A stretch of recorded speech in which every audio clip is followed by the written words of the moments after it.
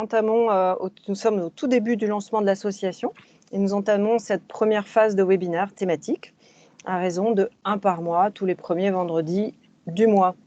Alors, nous allons peut-être attendre un petit peu parce que je vois que d'autres personnes se connectent. Carolina, bonjour. Je ne sais pas si tout le monde m'entend. N'hésitez pas à chatter sur le côté également si vous avez des remarques ou des problèmes de son ou si vous ne nous entendez pas très bien. Donc, je vais peut-être commencer un peu rapidement, on va attendre un petit peu. On a Carmen qui est en train d'arriver également.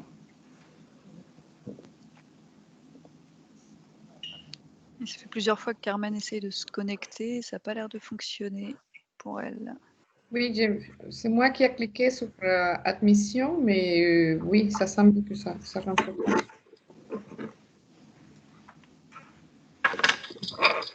Pour toutes les autres personnes, vous n'avez pas eu de soucis pour vous connecter? Pas de souci. Pas de souci. Ok. On va essayer d'attendre que Carmen arrive. Carolina, ça semble bon. Est-ce que Carolina nous entend également?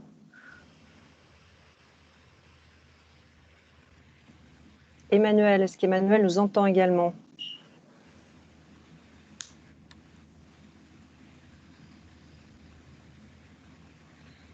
Je pense que leurs microphones sont coupés.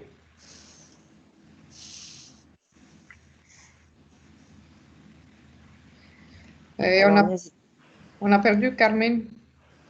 Je pense que ça n'a pas marché.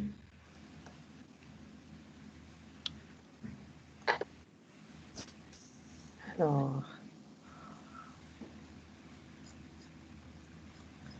bon, moi, je pense que nous allons démarrer. Bien pour ceux qui nous ont rejoints juste un petit peu après le début de ce webinaire, bonjour, déjà bonne année de la part de toute l'association APMP Francophonie.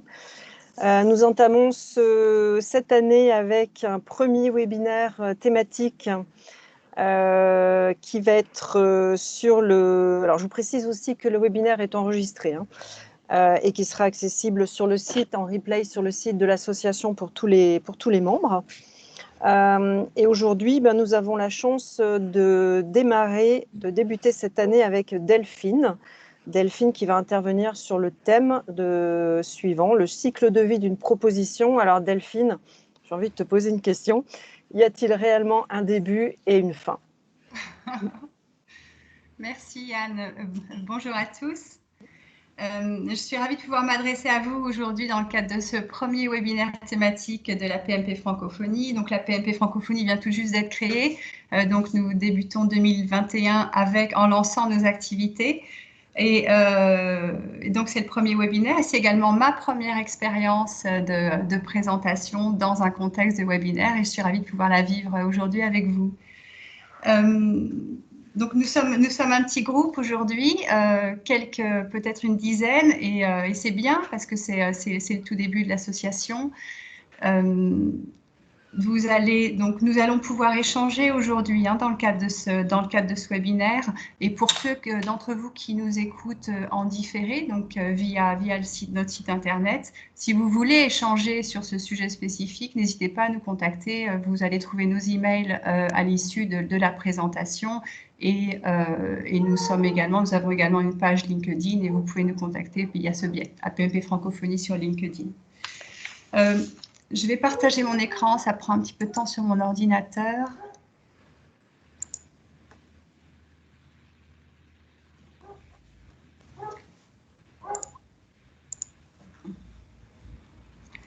Donc, ça va commencer. Donc, nous avons choisi volontairement une première thématique qui est très large, qui mentionne le process de gestion d'une proposition de façon globale.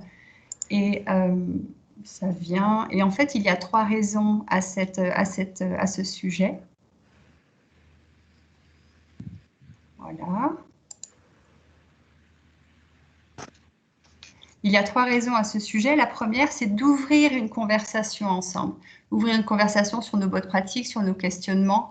et une conversation qui commence aujourd'hui, mais qui va durer sur les trimestres à venir, qui pourra prendre plusieurs formes. Et pour ça, parler d'un sujet de façon globale, ça permet justement de pouvoir ouvrir un nombre infini de tiroirs et de possibilités d'échange. C'est également l'opportunité d'évoquer des outils et des raisonnements clés qui nous viennent de la PMP internationale et qui nous permettent de mieux aborder notre fonction. Et ce cycle de gestion également dans sa vision globale, ça nous propose également une compréhension sur la posture que l'on tient en tant que BIM manager au sein de notre organisation pour faire notre travail de façon proactive. Donc ça veut dire comment on gère les contributions, comment on anime des équipes, mais également ça nous permet d'être force de proposition auprès de notre hiérarchie sur des améliorations. Et une vision globale, ça nous permet également d'augmenter le taux de réussite, évidemment, des marchés dont nous avons la charge. Je vais prendre quelques minutes pour vous expliquer d'où je viens professionnellement, parce que ça teinte le discours et la présentation d'aujourd'hui. Donc j'ai une double activité, je suis salariée d'une entreprise événementielle française qui a une PME d'une 40aine de salariés, donc une toute petite structure, une structure qui depuis une vingtaine d'années gagne des contrats avec la Commission européenne. Donc donc je suis spécialiste des propositions sur ces marchés publics européens, en sachant que la Commission européenne, c'est également un client qui a un environnement contractuel particulier, qui semble être un client unique, mais qui a un nombre très important de directions générales et d'agences qui sont prescripteurs de marché, et qui est un client qui a un agenda politique plus que des exigences de rentabilité. Et en parallèle, j'ai également monté une structure, une auto-entreprise, et dans ce cadre, je suis depuis un peu moins d'un an, et dans ce cadre, je suis consultante également pour des clients qui sont sur d'autres secteurs que l'événementiel, et je les accompagne sur des marchés publics également français ou européens. Donc voilà, vous entendez que j'ai une spécialité marché public, ce qui veut dire également que je n'ai aucune connaissance des propositions sur les marchés privés, mais mes collègues en ont, et vous également certainement, voire vous avez cette double posture, et donc je vais volontairement restreindre le temps de présentation de mon propos pour que l'on puisse ensuite échanger sur ce que font des spécificités publiques-privées, ce qui peut être enrichi de l'un à l'autre. Et une dernière petite remarque, donc je suis adhérente assez récente de la PMP internationale depuis 1 an seulement. C'était super en fait de découvrir et l'association et la communauté de BIM Manager, et également tous les outils qui nous sont proposés, tous les process qui ont été écrits, et notamment parce que je fais partie d'une génération, je pense que c'est le cas en termes de notre génération et des générations au-dessus, où on a découvert notre métier par l'intuition, par la pratique, plus que par une formation. Donc, rentrons maintenant dans le vif du sujet. Quelle est donc la réponse à cette question? Y a-t-il un début, y a-t-il une fin à ce cycle de gestion de proposition? Je commence par poser une compréhension commune, si vous permettez, de ce que serait ce début et cette fin. Sur les marchés, donc sur les marchés publics, l'identification d'un marché, ce serait la publication du marché au journal officiel, la publication d'un appel d'offres au journal officiel. Mais donc je suppose que c'est également la réception d'une RFP qui fait le début d'un travail sur une proposition. Ensuite vient la décision, la lecture de ce cahier des charges, de cette request, et la décision de soumissionner ou pas, puis le développement de ce que sont les argumentaires commerciaux, de ce que fait l'offre commerciale, technique et financière, et enfin la fin pourrait être cette soumission, ce qui est cette date et cette heure limite dans nos cahiers des charges qui nous impose de remettre une offre avant tel moment. Et c'est la fin, c'est le moment où on souffle, où on peut se sentir satisfait du travail qui vient d'être accompli, et où en tout cas on peut avoir l'illusion que ça y est, c'est terminé. En tout cas, la pression redescend. Mais comment aborde-t-on en fait? Pour trouver une réponse à cette question, on peut l'aborder de différentes façons. Soit on considère que le cycle de gestion de proposition, c'est un process que l'on va répéter d'une proposition à l'autre. Ou bien c'est également l'opportunité d'apprentissage. La phase de production, c'est ce qu'on connaît tous par cœur, c'est notre quotidien, c'est au cœur de nos responsabilités. Et pour ça, la PMP internationale, dans sa bibliothèque de contenu, dans son BOK, Bibliothèque of Knowledge, nous donne énormément d'outils et organise des webinaires, etc., publie des articles où l'on... pour rentrer dans le détail de toutes les bonnes pratiques de cette phase de production. Alors, l'exercice de la PMP francophonie, c'est de pouvoir échanger sur nos métiers, donner une visibilité à nos métiers en français dans les pays francophones. Donc, nous avons fait l'effort en fait de traduire toutes les bonnes pratiques et toutes les terminologies telles qu'on les connaît en anglais. Par exemple, les axes d'argumentation client, ce seraient les hot buttons de notre client. Les thèmes gagnants, le résumé exécutif, voilà. Mais bon, tout ça, c'est notre métier au quotidien. Mais ce n'est pas tant le propos de cet échange aujourd'hui. Mais, en tout cas, oui, j'aimerais qu'on se pose des questions au-delà, en tout cas, de ce moment précis de la phase de production de l'offre. Je voudrais également préciser qu'en fonction de la maturité de notre organisation, on peut avoir tous les rôles au sein de cette phase de production ou bien les partager avec une équipe. Et ça dépend de la structure en fait, dans laquelle on travaille. Moi, je suis dans une petite PME qui s'est dotée d'un département d'avant-vente, mais où on est 2 personnes parce que les contrats principaux sont des marchés publics. Mais pour autant, c'est un travail que l'on fait en solitaire. Il n'y a pas une structure énormément mature pour monter des propositions. Mais au-delà de cette phase de production, que peut-on mettre en place en fait avant le début, avant que l'offre soit identifiée et publiée? Et en fait là, par ça, et ce que j'aimerais vous partager maintenant, c'est finalement on va spoiler la réponse parce que oui, moi je considère qu'il y a vraiment plein d'actions possibles avant le début d'une proposition, en tout cas en amont d'une publication ou la réception d'une RFP.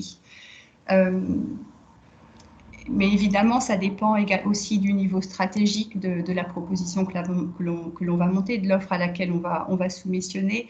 Si c'est un contrat qui nous permet de maintenir le taux d'emploi de la structure dans laquelle on travaille, c'est évident qu'il faut anticiper sa publication. Disons que ce que peuvent être les bonnes pratiques de cette phase d'avant-offre, c'est ce qui est à mettre en place dans un idéal, dans une forme d'énergie qualitative, mais pour autant, il existe d'autres structures ou des proposal managers qui doivent absorber un volume tellement important d'offres que, évidemment, dans ce cadre-là, je comprends que cette partie avant le début on ne peut pas y consacrer énormément de temps. En termes d'exigence client, en fait, si on écoute la PMP internationale, ce qu'on entend, c'est que s'il y a une bonne pratique à retenir, c'est qu'on ne vend pas une solution, on ne vend pas la solution de notre organisation, mais on vend les bénéfices de cette solution aux clients auxquels on s'adresse. Et donc, comprendre ce client, ses exigences, c'est faire des recherches sur lui, c'est l'analyser, mais c'est également le questionner, le rencontrer. Sur les marchés publics, une fois un marché publié, on n'a plus du tout le droit de s'adresser à un client. Et je dirais même que dans toute l'année qui précède la publication du marché, en tout cas les derniers mois, échanger avec lui sur l'appel d'offres à venir, ça devient suspicieux et c'est presque incapable d'être dans l'échange d'informations. Donc, anticiper le besoin de comprendre ce client et de valider avec lui que ce qu'on considère comme des points, des points qui le tiennent à cœur, anticiper cette conversation, c'est l'anticiper des mois et des mois en amont du début, du travail de proposition. Évidemment, il y a également ce travail, cette phase inclut également tout le travail à faire en termes de benchmarking concurrentiel pour comprendre comment leur image évolue, les services nouveaux qui sont proposés, savoir si ça va avoir une influence sur les critères différents, sur le positionnement commercial que notre structure doit avoir. Sur ces marchés publics, Commission européenne, on est également capable, avant même en fait la publication d'un cahier des charges, d'avoir une tendance décisionnaire sur bid or no bid. Est-ce qu'on va soumissionner sur ce marché précis ou pas? Parce que les marchés sont récurrents tous les 4 ans et ils nous donnent également des informations. On a une connaissance de ce que sont les environnements contractuels. Et en fonction de certaines contraintes, des contraintes extrêmement lourdes de reporting administratif, contractuel, voire financier, on peut, en fait, avant la publication d'un marché, prendre le temps de se demander si on va soumissionner pour éviter de perdre du temps, en fait, ensuite. J'ai rajouté un certain nombre de remarques sur ce qui peut être envisageable dans cette phase d'avant-offre. En fonction de mon expérience personnelle,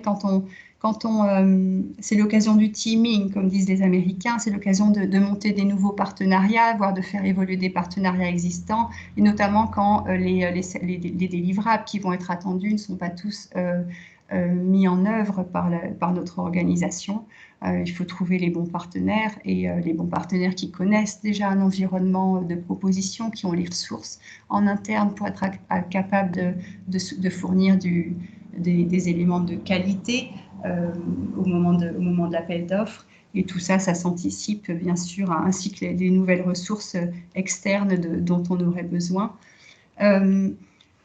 J'aime également travailler en amont d'un appel d'offres à créer une culture du partage avec les équipes qui ont une relation client, qui les côtoient au quotidien, qui les entendent parler, qui les entendent verbaliser des comparaisons avec nos concurrents, des comparaisons ou bien des soucis particuliers, ou bien une forme d'impulsion politique ou un rêve qu'ils ont sur ce que pourrait être les services qu'on délivre dans le futur. Et cette culture du partage, elle doit prendre le temps d'être posée, et prendre le temps, ça signifie ne pas être introduite à un moment en amont de cette course contre la montre dans laquelle on emmène ensuite les contributeurs à nos propositions parce qu'on a une date limite et une heure limite à respecter pour notre offre. Cette phase également, ça permet d'alerter sur un positionnement stratégique qu'on devrait redéfinir.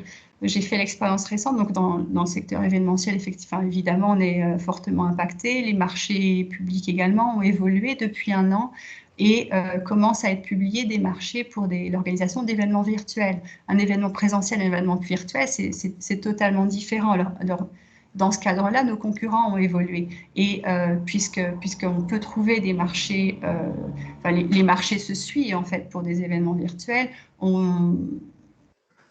on est capable, en fait, je suis capable d'alerter sur le fait que quand hier, nos concurrents étaient d'autres agences événementielles et il fallait trouver un discours et des discriminateurs, des points différenciants qui soient par rapport à ces concurrents-là. Aujourd'hui, le secteur concurrentiel a totalement évolué.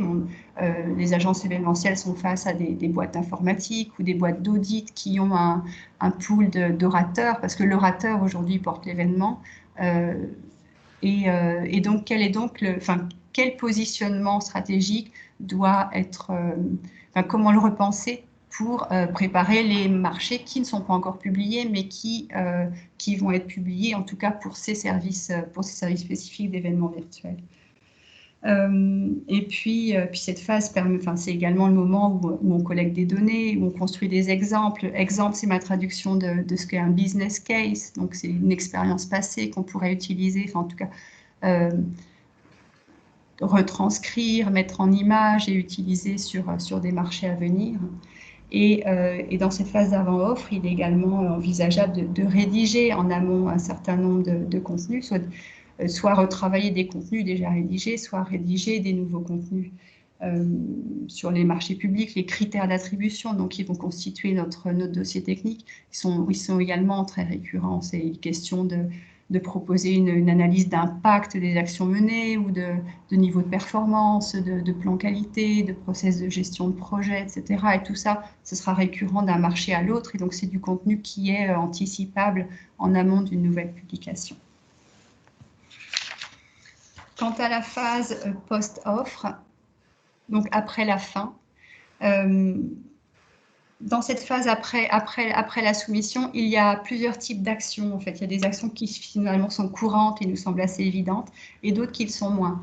Je pense qu'on a tous, quels que soient les marchés sur lesquels on œuvre, on doit tous répondre à des demandes de précision, des clarifications. Sur les marchés publics, en fait, toutes les clarifications que l'on donne sont tenues de absolument pas modifier la tenue de le contenu de notre offre. Donc, on ne modifiera pas nos prix, on ne modifiera pas le business model tel qu'on l'a proposé, ni le service, mais on lève les doutes, ou en tout cas, on lève les raisons qu'un pouvoir adjudicateur a entrevues pour exclure notre offre s'il y avait un élément de non-conformité parfaite. Donc cette phase-là existe évidemment. J'ai mentionné la préparation de soutenance. C'est extrêmement rare sur les marchés publics européens qu'on ait une soutenance à proposer. Je pense que ça arrive une fois tous les 30 appels d'offres. Mais évidemment, ça se prépare également dans cette phase. Je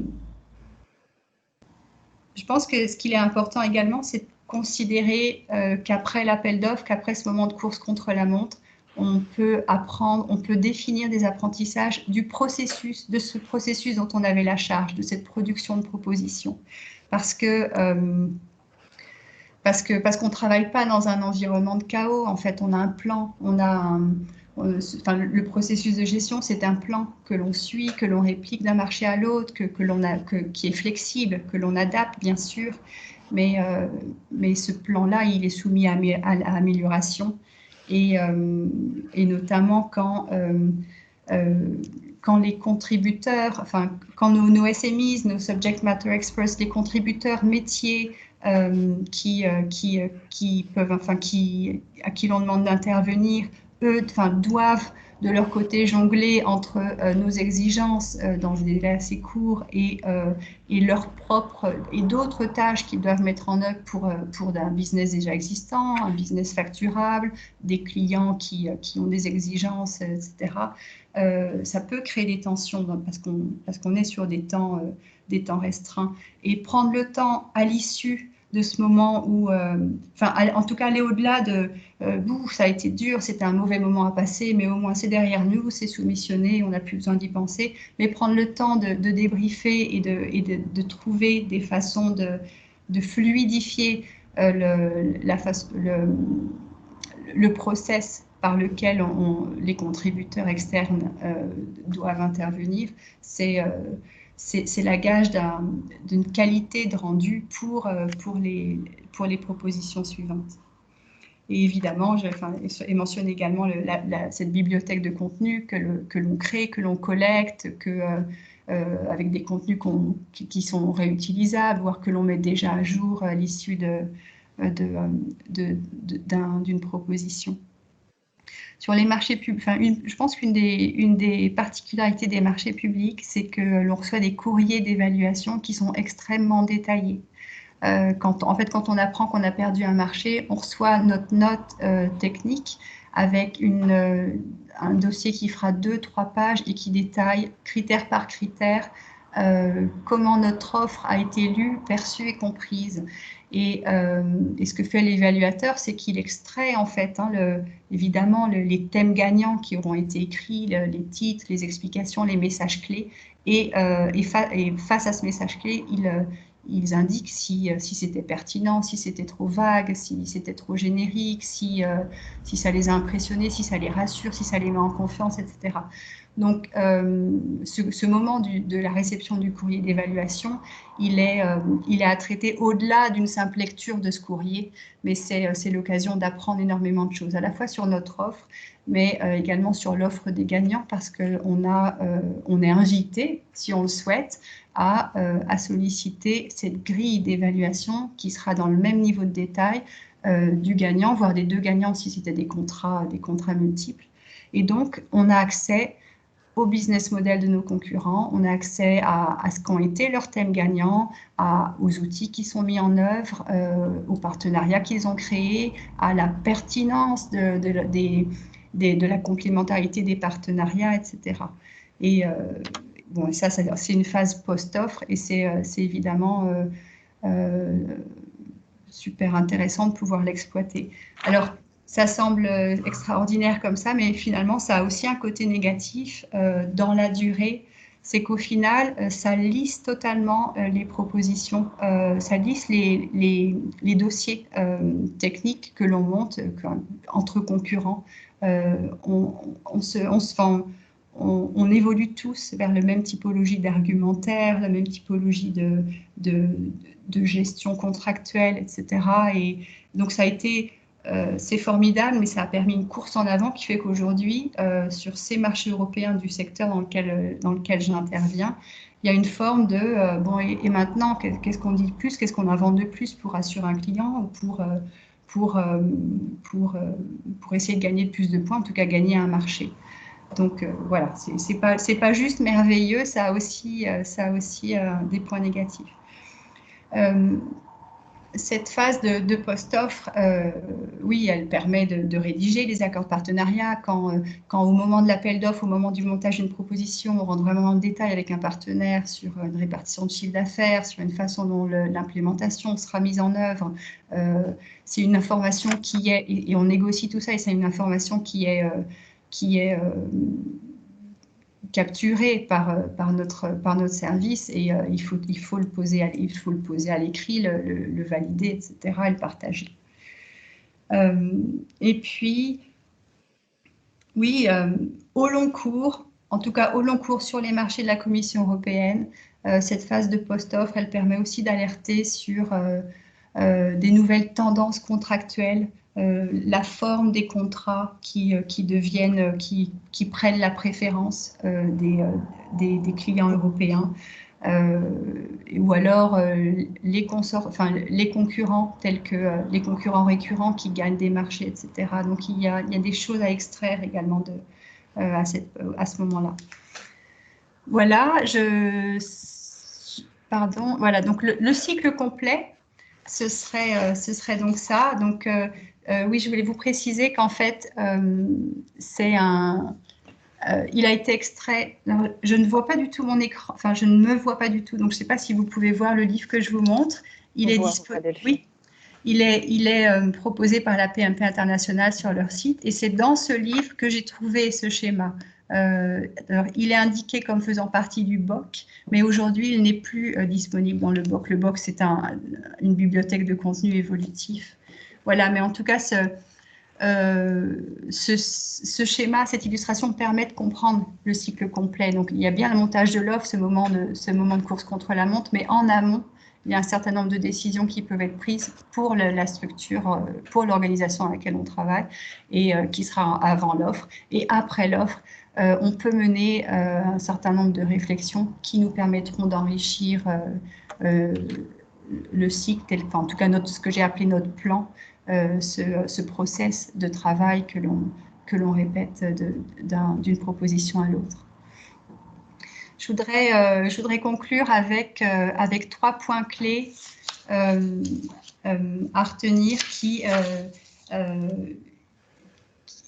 et le premier étant oui, je considère qu'il n'y a pas de début et de fin à ce cycle de gestion d'une proposition, parce qu'en fait, c'est un travail qui s'inscrit dans un cycle continu et qui s'auto-alimente, et donc qui évoluera forcément. Et le vivre comme ça, ça permet de s'extraire également du chaos de cette course contre la montre, du moment où il faut monter l'offre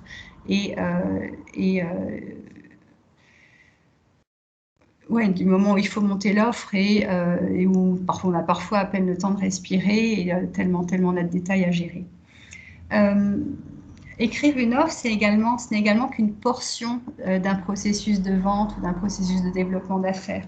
Et j'aime penser que notre métier, ce n'est qu'une portion d'un processus, parce que ça lève une partie du stress que l'on doit absorber au quotidien quand on est dans une phase de préparation de proposition et quand on doit et quand on sait que l'enjeu, c'est le gagner.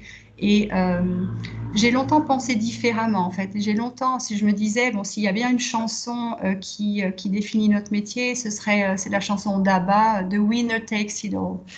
Et finalement, en pensant comme ça créait une forme d'enjeu hallucinant sur chaque proposition, sur chaque appel d'offres sur lequel je travaillais. Et puis, j'oubliais que l'enjeu, il n'est pas porté uniquement par la qualité de la proposition, mais l'enjeu, il est porté par toute l'entreprise, par la façon dont le processus de vente et les départements communiquent et les départements se préparent en fait à monter ensuite une offre qui sera stratégique et à faire en sorte de la gagner. Et puis un dernier point, c'est que c'est plus lié à la posture que je mentionnais au début de la présentation, c'est de se dire que avoir cette vision globale de notre travail et de la gestion d'une offre, ça nous permet aussi d'endosser un rôle stratégique pour expliquer quelles vont être les tendances, pour lancer des alertes quand nécessaire, quand l'environnement concurrentiel évolue, etc. Sur les marchés publics, les cahiers des charges sont très détaillés. Et lire ces cahiers des charges les uns après les autres, ça donne beaucoup d'informations sur le client, la façon dont il évolue, pour la Commission européenne, quel sera son agenda politique, où sont ses points sensibles. Et oui, donc cette vision globale et cette connaissance précise, elle est à partager également et elle enrichit en fait la façon dont on peut elle enrichit le rôle que l'on tient au sein de notre organisation, si on veut le considérer ainsi. Voilà pour moi. Je serais heureuse de pouvoir échanger maintenant par rapport à certaines remarques que vous avez ou des questions. Je ne vous vois pas du tout, c'est dommage. C'est perturbant. Oui, c'est un peu perturbant. Peut-être que tu peux revenir à l'écran sans présentation, Delphine, comme ça tu verras. Oui, d'accord. Tu verras les personnes qui veulent poser des questions là. N'hésitez pas surtout à poser vos questions à Delphine. Et puis ça nous permettra aussi de mieux vous connaître. Absolument. J'aurais une question, moi, en fait, Delphine, par rapport au marché public, privé, justement, puisque moi je suis plus sur les marchés privés. Donc j'aime bien ta façon de dire, c'est une course contre la montre, effectivement, chaque réponse, parce qu'on est toujours dans le rush. Par contre, au niveau privé, moi, je vois deux différences principales. C'est la partie bid, no bid, qui pour moi serait faite à chaque RFP, d'un point de vue privé. Et sur le post-offre, c'est très difficile d'avoir des retours sur pourquoi on a perdu. Donc, je ne sais pas au niveau des autres participants si c'est quelque chose que vous rencontrez aussi. Je ne sais pas s'il y en a certains d'entre vous qui sont dans le privé aussi. Si c'est quelque chose et comment vous abordez ce problème éventuellement.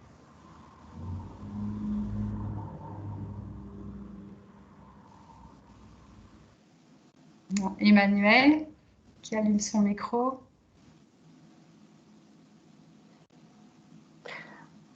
Alors moi, je peux répondre aussi par rapport à la partie appel d'offres privé, parce que c'est une question aussi que j'ai évoquée avec Delphine. Exactement la même remarque, bien évidemment, que toi, Sandrine. C'est très difficile en amont de savoir si on va se positionner et comment on va se positionner, sauf si on a été un peu partie prenante de l'appel d'offres en travaillant avec le client sur une sorte d'étude pour l'amener à positionner son appel d'offres un petit peu comme on le voudrait. Ça, c'est dans le meilleur des cas. Et puis surtout, dans la partie post-appel d'offres, post-réponse, quelle chance d'avoir un feedback comme celui que tu peux avoir, Delphine. Et je sais que pour ma part, c'est un des travaux qu'on veut lancer cette année, comment recueillir du feedback clair, efficace. Alors bien sûr, on n'aura pas de feedback sur la concurrence, ça, il ne faut pas se leurrer. En revanche, au moins sur notre offre, sur la partie plus qualitative que tu arrives faire, bien évidemment, quel feedback on peut avoir. Alors on a de la chance, parfois on a certains clients qui nous le font. mais c'est très très rare. Et c'est oui, c'est un des travaux que je veux lancer cette année sur comment recueillir du feedback. Donc si certains d'entre vous ont des idées, n'hésitez pas à partager.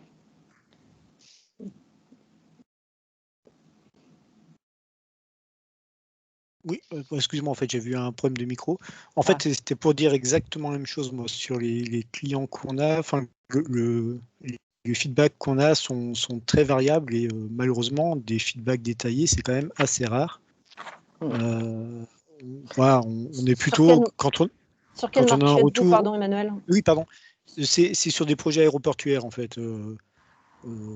Alors, que ce soit conception, réalisation, enfin, sur divers sujets, donc justement avec des clients très variés, à la fois publics et privés, et à la fois des clients très bien structurés en termes d'appel d'offres et des clients qui lancent un appel d'offres tous les 3 ans et donc qui sont moins bien structurés, on va dire. Donc il y a une grande variété, mais justement des clients qui donnent un retour très précis, c'est quand même assez rare et c'est une des difficultés qu'on a et on a beau tourner dans tous les sens, on n'arrive pas à trouver comment les solliciter. En fait, là où on a le plus d'infos, finalement, c'est ceux avec qui on a un contact, sans dire privilégié, un contact récurrent. Enfin, il y a ceux qui font une réponse officielle claire, et ça, c'est bien. Et sinon, après, c'est des coups de fil où on arrive à avoir des infos plus ou moins précises ou pas. Donc, comme vous avez l'expérience des deux, même sur les marchés publics, en fait, vous n'avez pas ce retour? Même sur, enfin, ça dépend des clients. Il y a certains aéroports qui ont mis ça en place et avec des retours très précis. Mais même sur certains aéroports publics, c'est pas forcément systématique d'avoir un retour précis, quoi. On peut avoir un minimum, vous avez perdu, le gagnant a telle note financière, telle note technique, mais sans détail de note technique. Alors, Hilda, on ne t'entend pas. Oui, je pense que sur les marchés internationaux, quand il y a une variété de clients qui diffèrent d'un pays à l'autre, c'est très difficile d'avoir un retour systématique parce que chaque client est différent. Je partage la même chose. Je suis dans les métiers des infrastructures publiques, design, build, financing. Et c'est pas facile. C'est pas facile. Dans notre cas, ce qu'on fait, c'est on fait une auto-évaluation aussi. C'est pas, je dirais que c'est un peu subjectif dans ce cas, mais c'est mieux que rien. Et certainement, quand on peut relire nos propres offres, une année plus tard, on peut voir aussi l'évolution de la société, l'évolution de l'équipe de préparation des réponses à des appels d'offres, et ça aide un peu. Je ne sais pas si vous avez eu l'opportunité de lire des offres que vous avez préparées il y a 3-4 ans, et parfois on dit « Oh my God, on a dit ça !» On l'expliquait comme ça. Donc, ça peut être une autre façon d'avoir des feedbacks. C'est un auto-feedback subjectif, comme je dis, mais c'est mieux que rien parfois. Alors que sur les marchés publics, c'est encadré réglementairement, hein. Donc, les marchés de la Commission européenne sont encadrés par un règlement financier qui détaille tous les processus de sélection, les contacts, les interdictions, etc. Et du coup, la partie évaluation, c'est un droit, en tant que soumissionnaire, c'est un droit que l'on a. Et ces directives européennes sont transposées dans l'acquis communautaire, donc dans le Code des marchés publics. Et de la même façon, il y a... c'est une information que l'on peut obtenir si on la demande sur les marchés publics. Donc, c'est ce qui facilite, en fait. C'est la raison pour laquelle on arrive à obtenir ces informations. Mais par contre, elles peuvent parfois être elles ont été construites, parfois les dossiers techniques sont parfois évalués en fonction du rapport qualité-prix et du fait qu'un client veut absolument attribuer ou ne surtout pas attribuer un marché. Donc il y a une grosse part de subjectivité dans ces courriers d'évaluation également. Et d'un courrier d'évaluation à l'autre, ça peut être totalement perçu différemment. Et tu dirais que ça peut être biaisé quelque part, qu'on peut faire coller la grille d'évaluation à ce que finalement on souhaite, qu'il y a quand même la partie émotionnelle liée à la lecture de l'offre qui joue quand même, et après il ferait coller à la grille d'évaluation. Donc même s'il y a une grille fixe, c'est Oui. pas... D'accord. Oui, oui. Ça reste, je ne veux pas que mon propos soit entendu comme quelque chose qui peut être couru d'avance ou qui ne veut rien dire, vous voyez. Mais oui, pour des contenus identiques, il y a des perceptions tellement différentes que parfois on comprend que quand la note est le plus bas possible, c'est parce que c'est pour ce rapport qualité-prix en fait, et c'est parce qu'il y a eu une décision d'attribution ou une évaluation des prix, etc. Enfin, Chez les autres, pardon, oui, je confirme, c'est une tendance aussi, enfin une tendance. C'est une lecture qu'on fait aussi où parfois on sent que la note technique, on sent qu'elle est faite pour favoriser un favori qui peut être soit parce que c'est quelqu'un qui est déjà sur place et qui connaît bien le client et que le client veut garder celui-là. C'est pas forcément que la lecture de l'offre. Et une autre tendance aussi, surtout sur la dernière année, moi l'impression que j'ai quand même, c'est que les notes techniques je dirais que l'écart de notes techniques est quand même assez faible et finalement c'est souvent finalement le prix qui fait la différence. Et donc du coup ce côté subjectif vient aussi peut-être renforcer voilà, quand ils doivent passer en commission, ils veulent prendre le moins cher. Il faut aussi en sorte que le moins cher, il y ait une note technique qui tienne la route pour pouvoir passer facilement les commissions. Ok.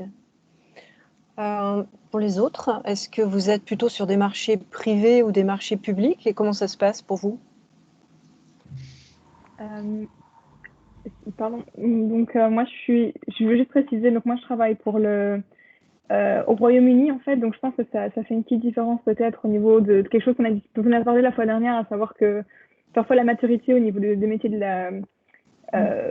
bid management, c'est fort différent d'un pays à l'autre, et je pense qu'il y a peut-être plus d'habitude déjà au Royaume-Uni. Mais donc je travaille sur les marchés publics et privés, mais principalement marchés publics, probablement de par ma personnalité principalement et la façon dont les offres sont allouées au sein de l'équipe. Et le système qu'on a mis en place au sein de notre équipe pour obtenir un feedback, ça a été que systématiquement, à chaque soumission, qu'elle soit gagnée ou perdue, on va demander aux clients d'avoir un call avec nous pour avoir une discussion sur notre réponse. À peu près 95% du temps, c'est un non. Mais ça nous permet, en général, ce qu'on a déjà reçu plusieurs fois comme réponse des clients, c'est « mais qu'est-ce que vous voulez savoir ?» Et là, on a une base de données de questions qu'on peut leur envoyer. Et c'est souvent pas des questions oui-non. C'est souvent plus des questions de ressenti, justement. Qu'avez-vous pensé de ça? Est-ce que vous pensez qu'on avait le bon appétit par rapport à l'offre, etc. Qui, plus d'une fois, a forcé la main du client et qui ont fini par dire bah, « vous savez quoi, si c'est pour faire ça, alors on va faire un call parce que ce sera plus simple ». Et ça, c'est absolument bingo parce que du coup, on peut mettre les commerciaux devant le client qui vont faire leur truc habituel. Et souvent, si c'est une perte, ça permet d'avoir une très bonne relation, même après l'échec, qui est vraiment un investissement pour l'avenir. Et j'ai déjà eu des situations aussi où, quand on a envoyé toutes nos questions très, très émotionnelles presque, on a eu des réponses hyper détaillées par écrit. Ouais. C'est super intéressant. Et souvent aussi, si on arrive à les avoir en call, bon évidemment, à cause du coronavirus, on n'a pas le choix, c'est par Teams, mais à l'avenir, ça pourrait être des meetings aussi. On obtient les petits sous-entendus. Par exemple, on parlait justement de ce score technique qui match un prix. On a eu des sous-entendus comme ça, du genre oui, mais vous savez, vous n'avez pas gagné, mais il y a peut-être quelqu'un qui est derrière votre dos, qui a un peu chipoté les prix. Et ça, c'est super utile aussi. Donc, cette façon de faire, d'avoir des questions qui ne peuvent pas être oui-non, qui demandent un peu de nuance, ça force pas mal la main et ça a bien marché jusqu'à présent. C'est super intéressant. Et moi, j'ai une question supplémentaire. À quel moment vous envoyez ces questions? Parce qu'il y a bien sûr le discours ou la soutenance, en tout cas sur la partie d'appel d'offres privé avec le client, ou pas d'ailleurs, en tout cas pour soutenir l'offre oralement. Ensuite, il y a une décision du client qui va allouer ou pas le marché ou le business. À quel moment les questions sont envoyées? Toujours après que la décision ait été prise. Ouais. Ce qui veut dire aussi du coup qu'on n'est jamais dans une procédure de...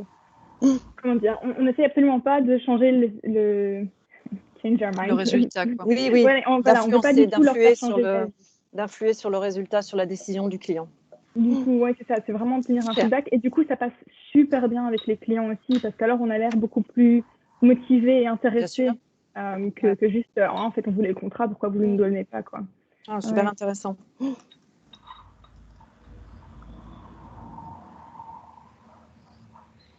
Est-ce qu'il y a quelqu'un d'autre qui aimerait partager leur expérience? Ça, c'est l'objectif des webinaires aussi, d'échanger parmi nous et d'apprendre sur les différents métiers, les différents marchés où les participants travaillent. Bien, bonjour, mesdames et messieurs. Moi, c'est Daniel, je suis au Canada. Donc, ce qui nous concerne, nous, au groupe des appels d'offres, on travaille autant le public que le privé. Majoritairement, c'est du public. C'est le public qui demande 56 000 formulaires officiels à compléter, à fournir et tout le truc. Ici, au Canada, on travaille sur 5 fuseaux horaires parce que notre équipe est pan-nationale. Moi, je travaille pour une compagnie de télécommunications qui s'appelle Bell Canada. Donc, c'est de la haute technologie tout le temps. C'est très spécifique, c'est très pointu. Vous parliez de feedback après appel d'offres, après les résultats et tout. Un peu comme toutes vous. Vous autres, on n'a pas de feedback plus qu'il faut. C'est l'équipe des ventes qui nous ramène des feedbacks en débriefing quand c'est possible, quand ça a lieu. Ça, c'est toujours apprécié pour préparer les phases suivantes et de s'améliorer. Lorsque c'est des appels d'offres avec analyse qualité-prix, donc la portion qualité, elle est évaluée. Si vous avez une note de 70 %, on va ouvrir l'enveloppe des prix, puis avec un facteur K, on va signer une note et là, le meilleur rapport qualité-prix gagne la soumission. Bon, ça se veut, comment je peux dire ça? Ça se veut impartial, mais un peu comme, je pense, Emmanuel le mentionnait, quand on veut favoriser quelqu'un, bon, on va lui donner une note de 90 % sur la qualité, en espérant que son prix va balancer et qu'il va être le gagnant. Si je ne veux pas avoir Bell Canada, ben, je vais lui donner une note de 71 sur la qualité, en espérant qu'il y a un prix très élevé qui va faire qu'il va se disqualifier par lui-même. OK? Bon, ça fait partie, chez nous, on dirait, ça fait partie de la game. Fait que donc, c'est un peu notre quotidien au niveau de qualité-prix. Ça n'arrive pas souvent, mais quand ça arrive, c'est ça. Puis, comme j'ai toujours dit, vous savez que le meilleur appel d'offres, c'est quand il n'y a pas d'appel d'offres. Ça veut dire que l'équipe des ventes a fait son travail auprès du client et, dans la mesure du possible, a évité d'aller en appel d'offres. Le deuxième meilleur appel d'offres, c'est que vous avez, entre guillemets, écrit l'appel d'offres avec le client ou pour le client. C'est-à-dire que votre équipe technique ou vos représentants, représentantes ont bien fait leur travail auprès du client, avec les présentations d'usage et tout le tralala, qui fait en sorte qu'ils vont prendre vos spécifications techniques, ils vont le mettre dans l'appel d'offres. Ce qui vous enlève une grosse épine dans le pied au niveau rédaction et conception d'une solution, surtout au niveau technique comme nous autres. Et par rapport à ça, Pardon? Non, juste pour rebondir là-dessus, ça nous donne aussi un indice des fois dans les appels d'offres quand on voit clairement que c'est un concurrent qui l'a écrit. Et là, pour la décision de bid, no bid, c'est aussi super important. Exactement. Exactement. Et le troisième meilleur appel d'offres, c'est que vous n'avez pas écrit l'appel d'offres, mais vos produits et services sont bien positionnés chez le client. Donc, vos chances de gagner, comme vous dites, Sandrine, dans la décision bid no bid, vous êtes là en mesure de dire, OK, on ne l'a pas écrit, on ne l'a pas influencé plus qu'il faut, mais on peut bien se positionner. Nos chances de gagner sont aussi bonnes que de cogner à 3 portes sur la rue pour savoir qui va nous ouvrir et qui va acheter nos crayons à billes. Bon. Et le 4e appel d'offres, c'est le pire. C'est que vous ne saviez pas, surtout l'équipe des ventes, ne savait pas qu'un appel d'offres était pour être émise. Donc, vous n'êtes pas positionné. Vous n'êtes pas vous positionné. Vos chances de gagner sont très faibles.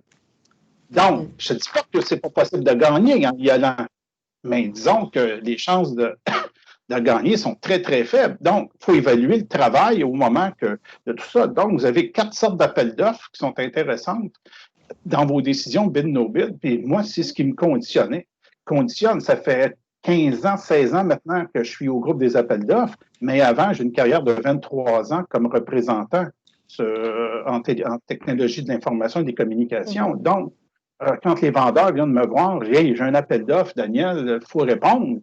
Je le passe à l'interrogatoire vraiment, là, presque avec la lumière, puis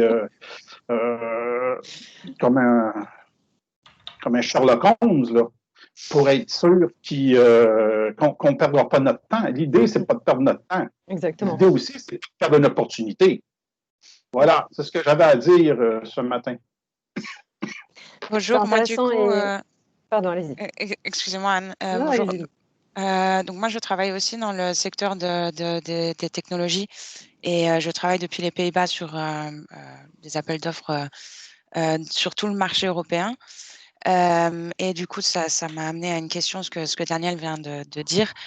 Donc, je sors de la thématique feedback et plus le fait de participer à des appels d'offres où effectivement, on sait qu'on n'est pas positionné ou un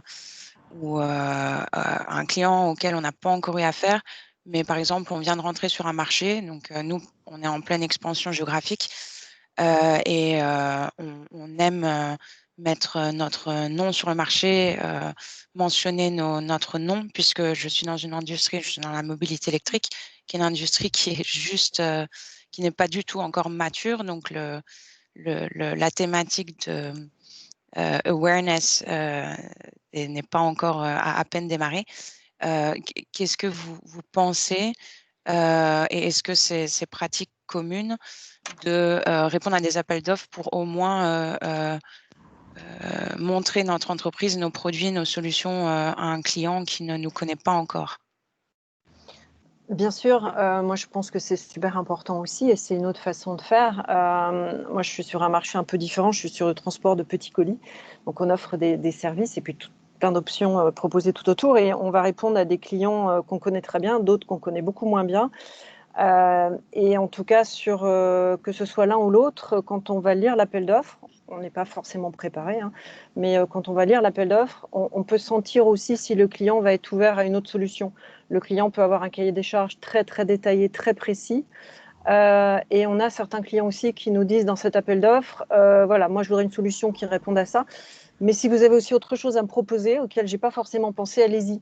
Et ça peut être dans cet esprit-là et dans cette idée-là, que là, il y a quelque chose à faire forcément, parce que le client au départ, déjà, il veut qu'on règle son problème, il a une problématique, il a quelque chose à régler, il faut qu'on règle son problème. Soit il veut qu'on règle son problème avec une solution qu'il a déjà imaginée, soit il est ouvert à autre chose. Et je sais que nous, dans notre template, notre format de réponse aux appels d'offres, on a cette possibilité-là, et en tout cas, quand on va vraiment lire le cahier des charges, une des questions qu'on se pose, c'est on va essayer de détecter si le client est ouvert à autre chose, à quelque chose d'un peu disruptif. Et là, oui, ça peut être intéressant. Et en plus de ça, Anne, là, il y a la partie donc, sur comment répondre, mais je dirais il y a aussi la partie dont tu parlais, Delphine, tout à l'heure, sur l'avant-offre. Sur tout ce travail justement de se faire connaître, donc de répondre à un appel d'offres pour se faire connaître, ça peut être une partie, mais il y a aussi tout un travail à faire avant même ces réponses-là. Oui, après, c'est vrai que moi, dans mon industrie, en général, les entreprises ne sont pas très grandes, donc les ressources sont aussi très limitées. Donc, il y a des fois où c'est vrai qu'on a tendance où l'organisation elle-même a tendance à pousser le côté bid management parce qu'il y a moins de ressources sur le marketing, ce qui est d'ailleurs dommage parce qu'ils ne se rendent pas forcément. Voilà. Donc, on se rend pas, l'organisation ne se rend pas forcément compte que, en fait, c'est la mauvaise stratégie parfois, voire souvent. mais c'est plus aussi une histoire de maturité du marché et des entreprises qui sont encore forts au niveau start-up, je pense. Et puis, il y a également une question de ténacité. Enfin, on peut aussi s'introduire sur un marché avec une première offre, elle ne sera pas forcément gagnante. Mais si on arrive d'une façon ou d'une autre à démarrer un échange avec ce client et être en capacité de soumissionner une deuxième fois quand une deuxième opportunité se présente, enfin voilà, d'où cette notion de ténacité en fait. Ce ne sera pas forcément la première offre qui sera gagnante, mais il faut persévérer aussi. Oui, et pour aller un petit peu plus loin aussi sur cette remarque, je sais que nous, dans notre scoring, on a aussi, voilà, est-ce que c'est bien notre business, on est positionné sur ce qu'on sait faire, nos solutions, etc. Ouais. Et puis, il y a toujours une question aussi quand même finale pour contrebalancer et pondérer un peu toutes les réponses qu'on a pu apporter pour mieux scorer le cahier des charges, c'est oui, peut-être que cet appel d'offres n'est pas positionné exactement sur notre marché et on sait pertinemment qu'on ne le gagnera pas. En revanche, on sait que le prochain appel d'offres va être utile pour nous, donc ça peut valoir le coup de se positionner. Ouais. Voilà. Après, il faut pondérer, il faut voir la charge de travail que ça va apporter, etc. Mais ça peut être intéressant parfois aussi de répondre alors qu'on n'est pas tout à fait bien positionné. Moi, j'aimerais ajouter que ce type d'appel d'offres ou ce type d'offres qu'on répond que c'est à la dernière minute, mettons, on peut dire, et c'est une opportunité aussi pour vraiment se démarquer via la qualité de la réponse produite, la réponse à l'appel d'offres produite. Parfois, si on ne connaît pas les clients ou si les clients ne nous connaissent pas, plutôt, et on sait qu'il va falloir mettre peut-être le double d'efforts pour produire une offre d'un très, très haut niveau de qualité que le client va dire je ne connais pas cette boîte, cette entreprise, mais ils sont m'ont vraiment impressionné avec la qualité de ce qu'ils nous proposent. Et surtout quand il n'y a pas un prix impliqué, il y a des offres où il y a un aspect qualitatif qui est plus fort. Donc, je dirais qu'à fin de compte, nous devons avoir comme un portefeuille d'offres. Donc, on a les offres qu'il faut vraiment gagner, les offres qu'on va répondre parce qu'on connaît les clients et ce n'est pas si difficile de répondre, et les offres pour lesquelles on veut se positionner aussi. C'est impossible de tout gagner, tout le temps. Excusez-moi, je vois l'heure qui avance, on a déjà débordé de plus de 10 minutes. Je ne sais pas s'il faudrait qu'on programme une autre session pour discuter ou éventuellement avoir d'autres questions, mais... Moi, j'aurais une question assez intéressante pour la prochaine fois, très volontiers. Donc, j'ai très, très peu d'offres auxquelles on répond en direct. Donc, on va dire 20% de mes offres totales et 80% en fait auxquelles je réponds pour mes clients, mais mes clients répondent. Donc, je suis souvent en une sorte de teaming, mais c'est un peu plus compliqué que ça. Et c'est pas une interaction ou un setup que j'ai trouvé en fait dans la PMP. J'aurais aimé en fait partager des expériences si d'autres entreprises en avaient et si d'autres personnes et bid managers en avaient eu, parce que c'est vrai que c'est un setting assez particulier. D'accord. Oui, mais ça pourrait faire l'objet effectivement d'une thématique qu'on pourrait programmer. Ce qui pourrait être intéressant dans ces cas-là, c'est toutes les idées parce qu'on allait venir justement après aux prochaines sessions, aux prochains webinaires, mais toutes les idées supplémentaires que vous pouvez avoir ou les questions ou les thèmes que vous souhaiteriez que nous abordions. Vous avez deux solutions. Vous pouvez mettre un commentaire sur la page LinkedIn de l'association ou directement nous envoyer un mail sur le site aussi de l'association. Et bien sûr, on va prendre tout ça en compte pour les prochains webinaires. Donc oui, avec plaisir, bien évidemment. Et je pense que ces échanges, on va s'adapter aussi au fur et à mesure à notre façon de faire, parce que c'est les premiers webinaires qu'on fait, à part ceux de présentation de l'association, mais ça doit être vivant et ça va se construire avec vous tous. Donc ça, c'est super important et merci pour cette remarque. Donc j'accélère, j'en profite. Le prochain webinaire, c'est avec Sandrine. C'est en février, c'est le 5 février. Sandrine, je te laisse en parler en 2 secondes. En 2 secondes, le 5 février à 13 h, donc ce sera la présentation des certifications de la PMP, parce que c'est un outil pour homogénéiser les pratiques et pour valoriser notre expérience. En 2 secondes. Je vous expliquerai tout au webinaire. Voilà. Merci à toutes et tous pour votre participation. N'hésitez pas, comme on l'a dit, à nous faire part de vos suggestions, de vos remarques. Merci beaucoup pour cet échange. Merci Delphine d'avoir lancé le débat parce que ça a bien fonctionné. Et puis, rendez-vous le 5 avec Sandrine. À bientôt. Merci à chacun d'entre vous. Merci Delphine, merci à tous. Merci beaucoup. Merci Merci. beaucoup. Merci. Au revoir.